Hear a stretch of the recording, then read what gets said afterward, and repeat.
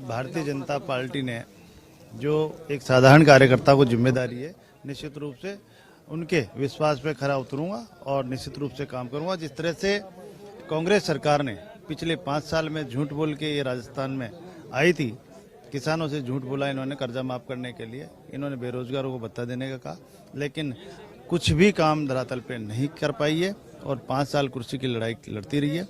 2 महीने में इन्होंने जो रेवड़ियाँ बांटी है जनता सब समझ चुकी थी।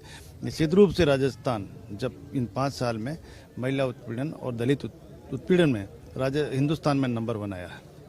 ये ऐसा क्यों हो रहा है? इनके पास कोई लगाम नहीं है, केवल भ्रष्टाचार में सारे डूबे हुए थे और इनके एमएलएज को पूरी छुट्टी दे रखी थी। जिस तरह से मेरे विधानसभा में भ्रष्टाचार हुआ, कहीं नहीं होगा शायद इतना। दलित के सम्मान को और बढ़ा है आज बीजेपी ने, तो इस चीज को आप किस तरीके से देखते हैं?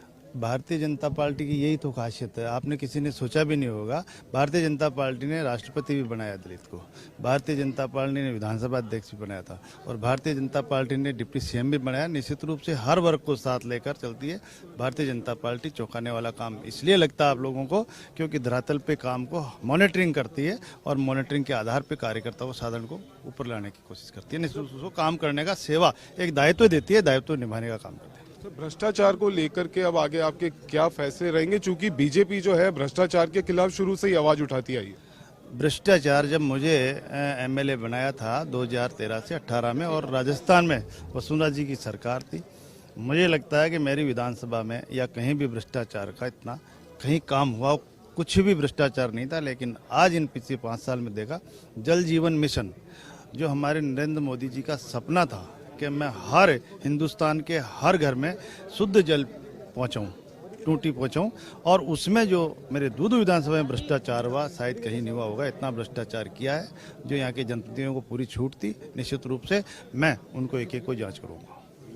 सब ग्रामीणों के लिए और जो ग्रामीण क्षेत्र में रहने वाले जो लोग हैं, तो आपके कार्यकाल में अब क्या नए विकास जो है देखने को मिलेंगे? 2013 से 18 में जब मैं विधायक था, पूरी सड़कें मेरे गांव की नवीनीकरण कराई थी। नई सड़कें जो आज भी बहुत बड़ी बड़ी सड़कें हैं, उनके बिल्कुल आज भी गड्ढा नहीं हुआ। लेकिन जो मेरी ग्रामीण मिसिंग रोडें थी और कुछ लिंक रोडें थी, उन रोडों पे आज भी खड्डे नहीं भर पाए, कहीं भी नई रोड नहीं बन पाई है इनसे। और आज जो जिला बनाया है, और आप दूदू को देखें, आप कभी जाके देखना उसकी क्या कंडीशन है कि हर गली में कीचड़ मिलेगा आपको, मेन रोड पे आपको खड्डे मिलेंगे।